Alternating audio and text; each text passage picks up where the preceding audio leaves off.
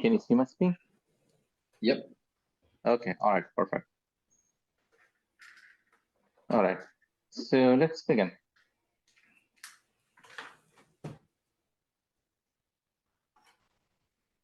So welcome everyone who's listening, watching my screen. Thank you for joining in.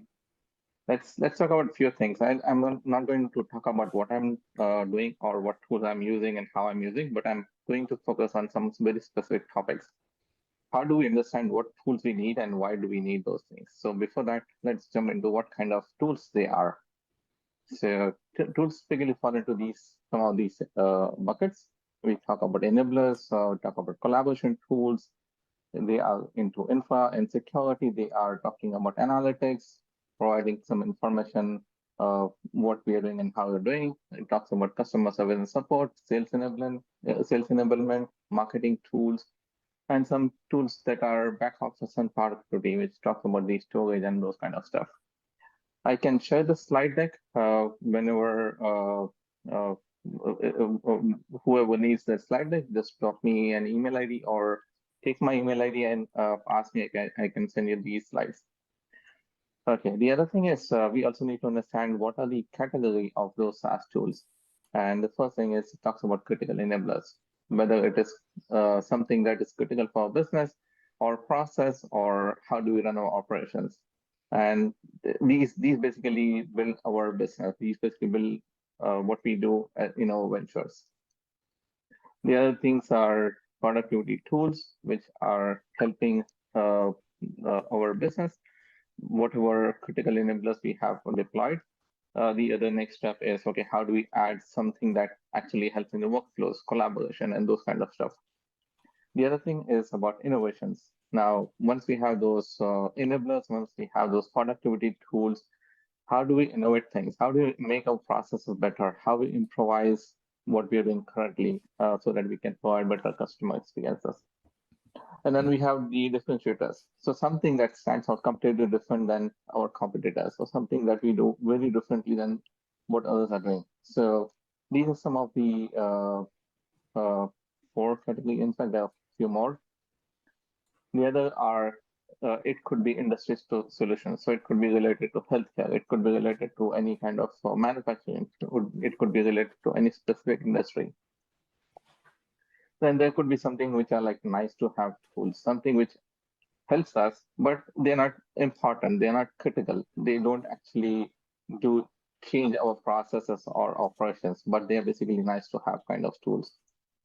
Then you have some of the legacy tools that you can't live without. So for example, you need accounting tool. You can't live without those tools, even though that's a very regular thing, but you need some of those tools. Okay, so how we are influenced in buying those tools that we see on AppSumo and wherever we see. Okay, so few important things. Are we addicted or are we attracted? Are we buying out of FOMO or do we have a genuine need? That's something we need to ask ourselves. We need to understand whether it's important or is it just a noise that we are just adding into our shell. Okay. So does a tool address at least 80% of the identical problems that we have in our business or venture? Is there a redundancy in our selection? That means, do we already have a tool that we already purchased doing something similar, if not exactly same? How will this tool scale our growth, whatever we are doing? What are the long-term implications of the investment that we are putting into the tool? So how do we make an informed decision? So a few things. What is the purpose and problem it is solving? Does the tool directly address the key business need that we have? Is it user-friendly and can it seamlessly integrate with existing tool sets? So that talks about usability and integration.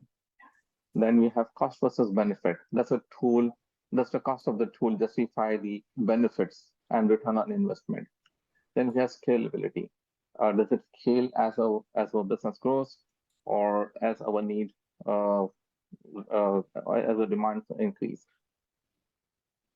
The other thing is customer support. Is the support readily available when you have an issue? Then you have security and compliance. Many of the tools They don't even have a security practice. They don't even know what is security all about. They simply write code and they simply have the application available. But many of these small vendors, they don't even have anything called security or compliance. Then you have something to do with reviews and recommendations. How good are the reviews? Not the promoted reviews, not the paid reviews. We are talking about the real reviews. Then you have the exit strategy. If things don't work, how easy it is to migrate or switch from whatever we have the tool. Is it possible for us to switch from the tool that we have, or is it difficult? Okay, all right. So thanks for listening. And this is my email address. If you want these slides, so I can share these slides. I can talk more. I can talk easily about like 3 hours, 4 hours, 5 hours on anything to do with what I just talked about. So feel free to drop me an email. You have my email address.